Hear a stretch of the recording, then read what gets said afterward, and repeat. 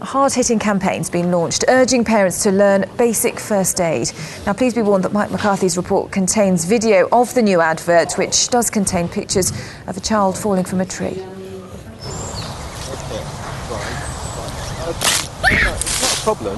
The powerful new advert from an award-winning director examines the moment a parent faces the panic and helplessness of trying to save his unconscious son. Say something, buddy. She can be the difference between life and death. But what she can't do is be there every time. Help! It's a situation that Siobhan Fullwood faced for real when her daughter Grace began to choke. Grace was sitting in the front room. She was sucking a lollipop.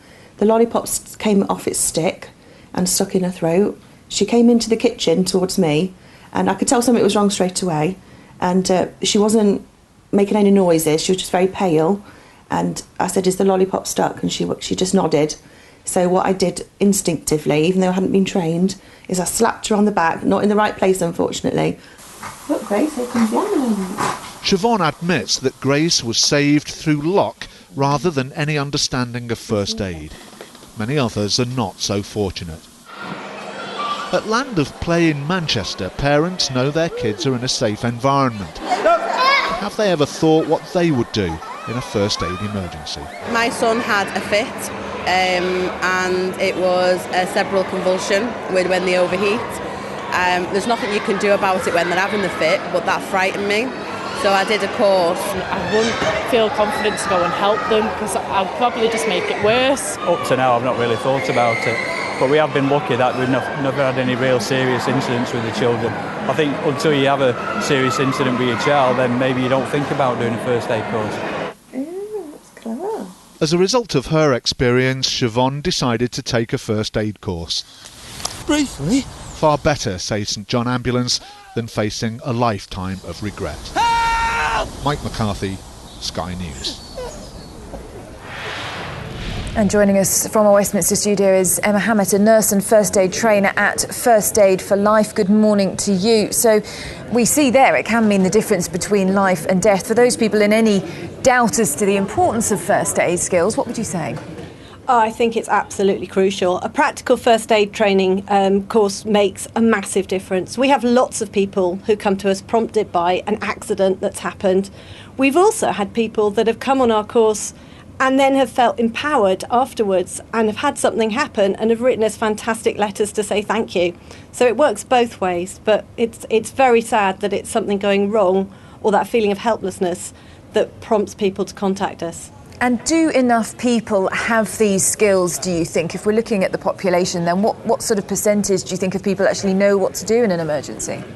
Actually, a scarily small proportion. And there's a lot of people that think they know things like burns.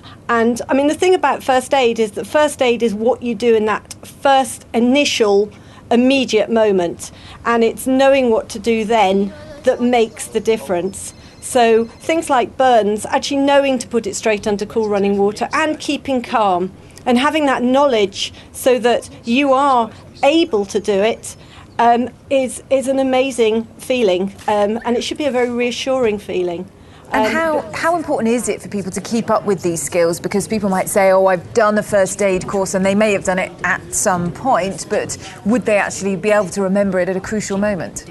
No, it's very, very important. It's very important to keep your practical first aid courses up to date and also to do some sort of an online or to have your book or whatever. So do an online update in between as well as a practical update. Nothing beats a practical first aid course, but some of the online elements and the way that St John talk you through the online and we have onlinefirstaid.com too, which makes a massive difference to just supporting that learning and keeping it up to date if you're not using it all the time. And what are the most common emergencies that people could come across then? What are the key things for people to remember? Things like choking, knowing what to do if someone chokes, knowing how to keep completely calm.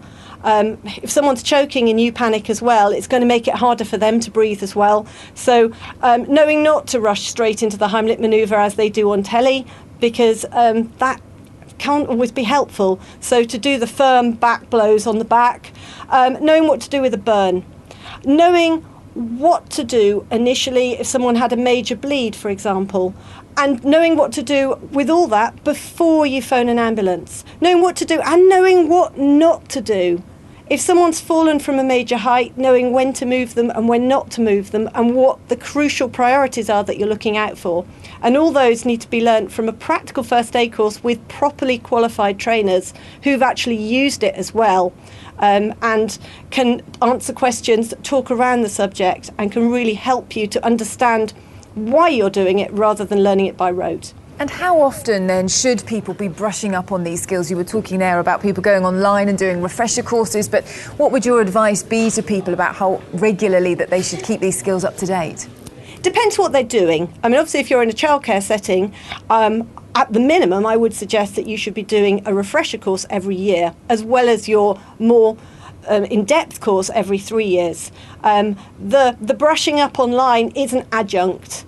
It's something for parents to have as well, just to keep it fresh in their mind. The same as flicking through your first aid manual and making sure that it stays fresh, that it stays in your head, so that if you're in a panic situation, your adrenaline kicks in and other things seem to leave you, that you are able to remember that information and that it is firm enough into your brain that it comes naturally. Good advice. Thanks for joining us. That's Emma Hammett there, nurse and first aid trainer.